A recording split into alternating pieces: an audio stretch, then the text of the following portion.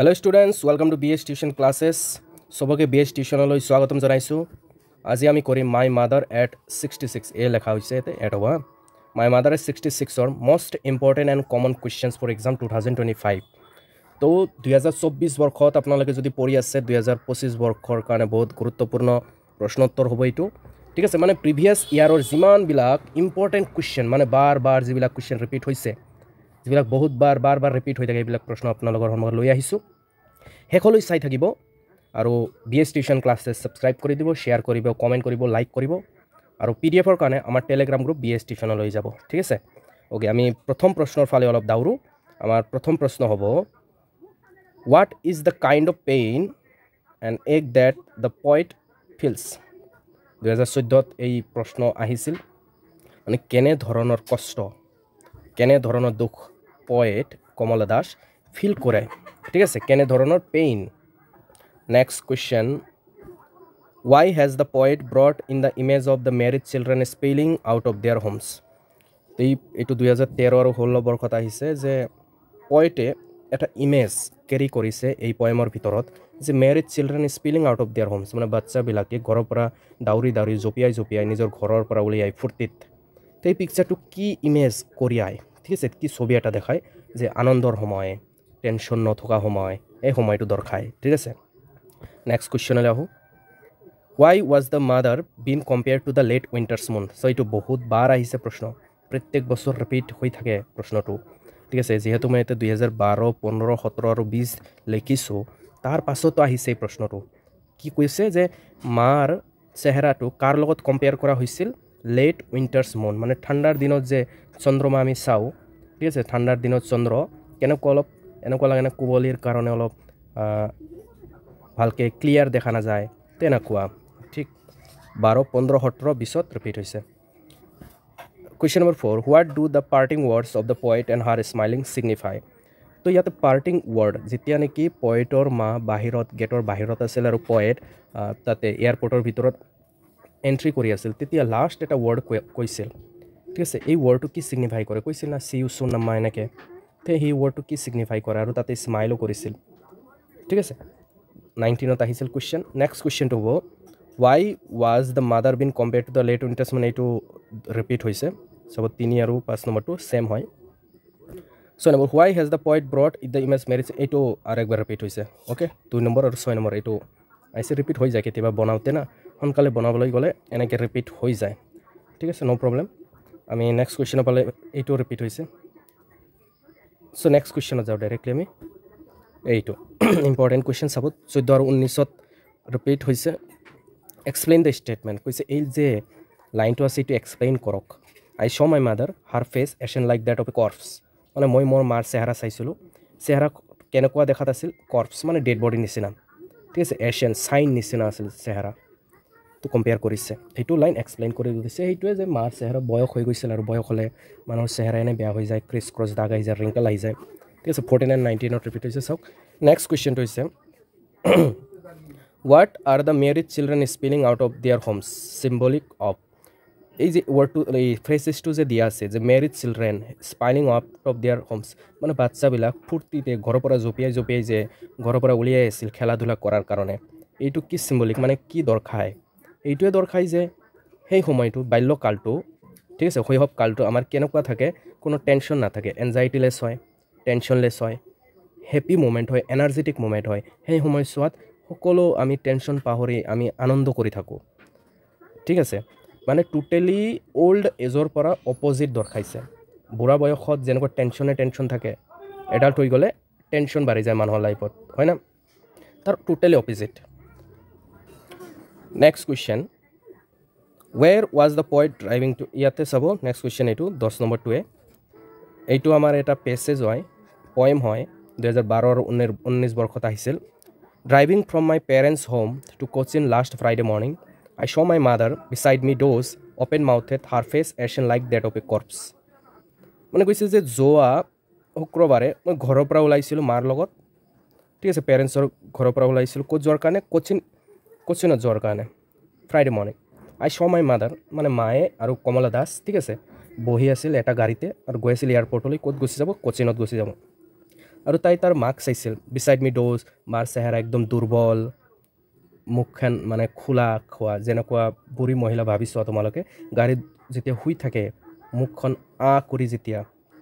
এটা dead body নিচিনা লাগি আছিল চেহেৰাটো her face ashen like that of corpse এনেকুৱা লাগি আছিল যে এটা ডেড বডি ঠিক আছে এইটো হ'ল তোমাৰ পেছেজ এটা পয়েম আৰু ইয়াৰ পৰা কেইটামান কুৱেশ্যন আহিছিল বাৰ বাৰ ৰিপিট হয় কিন্তু হা প্ৰথম প্ৰশ্নটো এনেকুৱা আহিছিল যে where was the poet driving to পয়েটে ক'লৈ ড্ৰাইভিং কৰি আছিল এয়াৰপৰ্টত যোৱাৰ কাৰণে ড্ৰাইভ কৰি আছিল ঠিক আছে তো এয়াৰপৰ্টত যোৱাৰ কাৰণে ড্ৰাইভিং কৰি আছিল নেক্সট কুৱেশ্যন এনেকুৱা what did she notice when her mother sat beside her যেতিয়া মা তাইৰ ওচৰত বহি আছিল ঠিক আছে তেতিয়া মাৰ চেহেৰাটো কেনেকুৱা আছিল কি চাইছিল ঠিক আছে কি ন'টিছ কৰিছিল তাই ডেড বডি নিচিনা লাগিছিল লেট উইণ্টাৰ মনৰ নিচিনা কম্পেয়াৰ কৰা হৈছিল এছিয়ান মানে চাইন নিচিনা আছিল দুৰ্বল চেহেৰা হয়নে C number two find words from the passage that means sleep lightly and dead body কৈছে এই পয়েমৰ পৰা তোমালোকে ৱৰ্ড ওলোৱা যাৰ মানে হ'ল শ্লিপ লাইটলি অৰ ডেড বডি আমি ডেড বডি মানে তো কৰ্পছ পালোৱে আৰু শ্লিপ লাইটলি এইটো আমি ড'জ ক'ব পাৰোঁ ড'জ ঠিক আছে নেক্সট প্ৰশ্ন পিনে যাওঁ এইটো কৈছে হোৱাই ৱাজ হান mothers face like that of a corps কৈছে মাৰ চেহেৰাটো কৰ্পছ মানে ডেড বডিৰ লগত কম্পেয়াৰ কৰা কিয় হৈছে ঠিক আছে কাৰণ লাগি আছিল মাৰ বয়স হৈ গৈছিল 66 ইয়াৰ্ছ এজ হৈছিল তেফালে চাব মাই মাদাৰ 66 ইয়াতে মই ৰং লিখিলোঁ এইখিনিত ঠিক আছে নহয় এইটো এড হ'ব ঠিক আছে তোমালোকে ভালকৈ জানা নেক্সট কুৱেশ্যনৰ ফালে যাওঁ আমি এইটো অলপ চাবা তোমালোকে এইটো সেম পয়েম হয় অলপ বেলেগ হয় কি কৈছে but at the airport's security check standing a few yards away all I did was smile and smile 2014ত সোধা হৈছিল এইটো এটা কি কৈছে পয়েমটো অলপ বুজি লোৱা তাৰপিছত কুৱেশ্যনবিলাক ইজিলি পাৰিবা তোমালোকে কি কৈছে যে but at the airport security check যেতিয়া এয়াৰপৰ্টত সিকিউৰিটি চেক কৰে না নাই 1 ঘণ্টা 2 ঘণ্টা আগত সিকিউৰিটি চেক যেতিয়া হৈ গ'ল মা ক'ত থিয় দিছিল অলপমান দূৰত কিবা ইয়াৰ্ডমানৰ দূৰত থিয় দি আছিল জাষ্ট যেতিয়া মই ভিতৰত গৈ আছিলোঁ এয়াৰপৰ্টৰ ভিতৰলৈ যেতিয়া মই গৈ আছিলোঁ তেতিয়া মই কি কৰিছোঁ জাষ্ট মাৰ পিনে চাই কিনে এটা স্মাইল দি আছিলোঁ স্মাইল কৰি আছিলোঁ তো এইটো মিনিং তো প্ৰথম প্ৰশ্নটো এনেকুৱা যে what did the speaker do after the security চেকৰ পাছত স্পীকাৰে কি কৰিল স্মাইল দিছিল না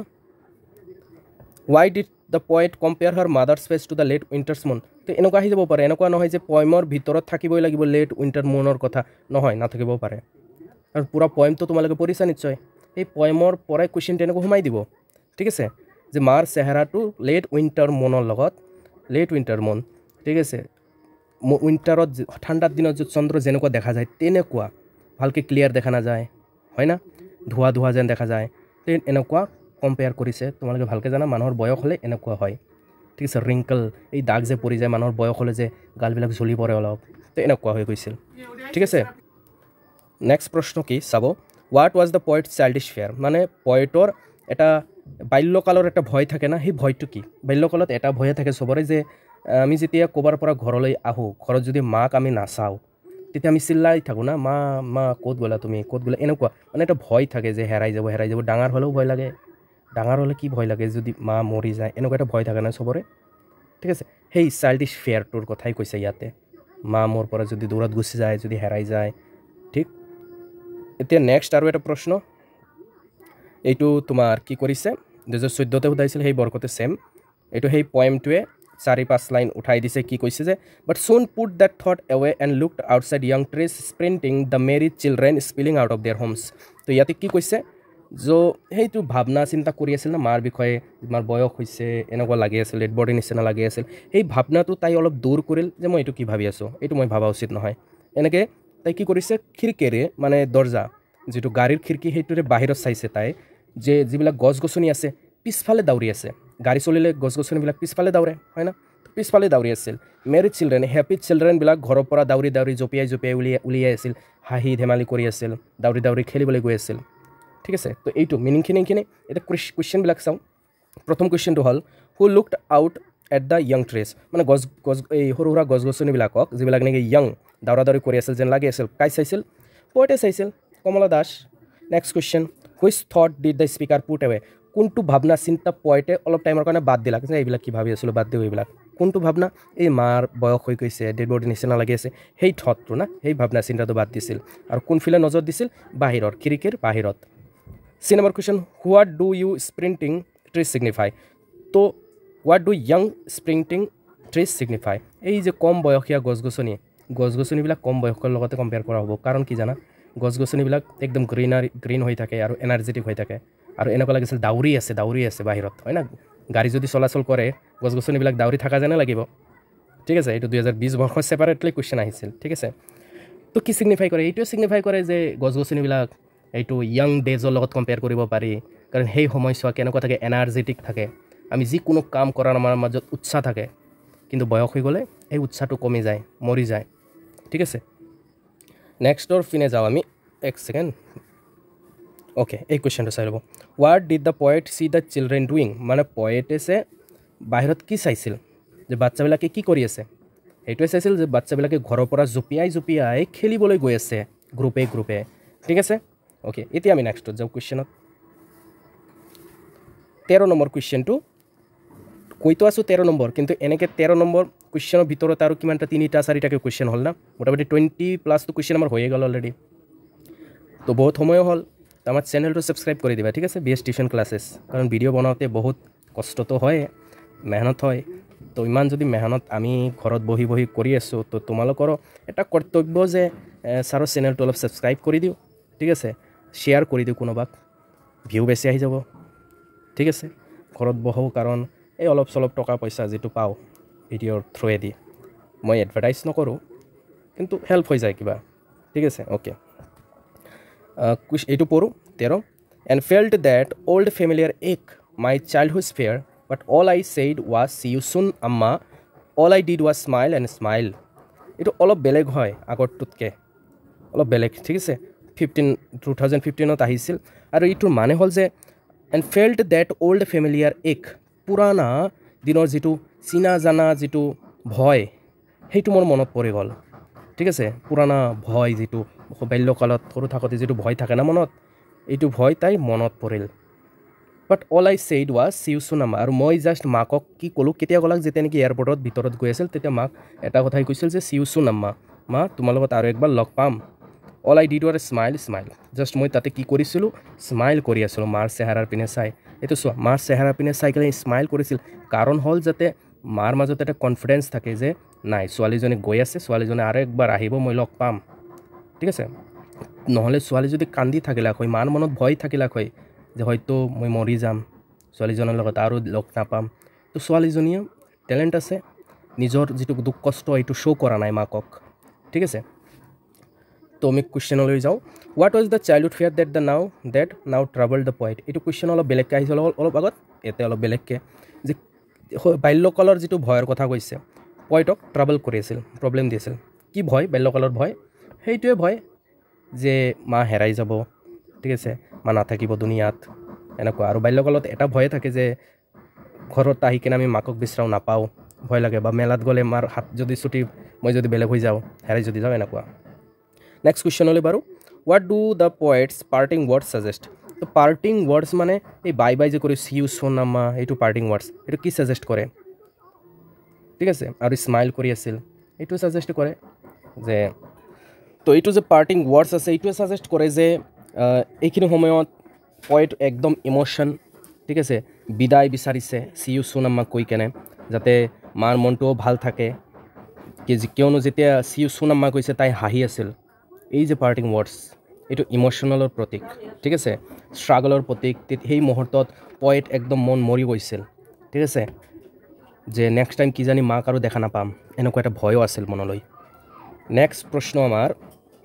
why did the poet smile and smile কিয় স্মাইল কৰিছিল সেম বস্তুৱে যে স্মাইল সেই কাৰণে কৰিছিল যাতে মাৰ মনটো বেয়া নালাগে মা যাতে ডিমোটিভেট হৈ না যায় মাৰ মনত যাতে এটা এনাৰ্জি থাকে নহয় আৰু একবাৰ দেখা পাম মোৰ ছোৱালীৰ লগত ঠিক আছে কিন্তু ছোৱালী নিশ্চয় কম পাইছিল যে নিশ্চয় মা নাথাকিবও পাৰে নেক্সট টাইম যেতিয়া আহিম মাৰ লগত লগ কৰিব তেনে স্মাইল কৰিছিল মাৰ মনত এটা উৎসাহ দিয়াৰ কাৰণে ঠিক আছে তো এইখিনি আছিল আমাৰ মাই মাদাৰ 66 এই চোৱা তুমি ইয়াতে মই স্পেলিং ঠিকে লিখিছো হয় না তো ভিডিওটো অলপ ডাঙৰ হৈ গ'ল নো প্ৰবলেম থাকা এনেকে আৰু ভিডিওটো কেনেকুৱা লাগিছে মোক জনাবা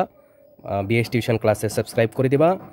লাইক কৰিবা শেয়াৰ কৰিবা কমেন্ট কৰিবা আৰু টেলিগ্ৰামত যাই কেনে আমাৰ পিডিএফটো লৈ লবা ফ্ৰীতে ঠিক আছে অল দ্য বেষ্ট